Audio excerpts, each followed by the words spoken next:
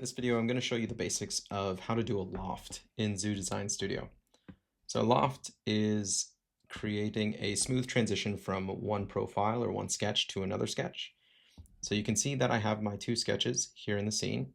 I have this square over here and a circle over here.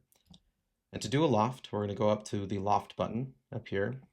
We'll click it, select the first face, and select the second face. And it's important that you have to be holding shift in order to select both faces. I'll continue, and there's my loft. Next, I'll show you how to do what we just did in KCL.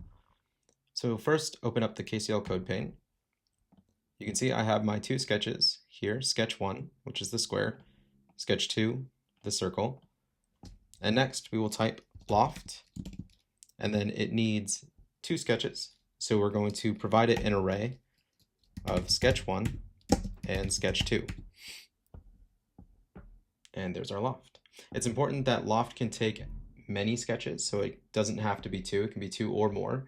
And so if I had a third sketch, I can pass that into the array and it would just be sketch 3, for example.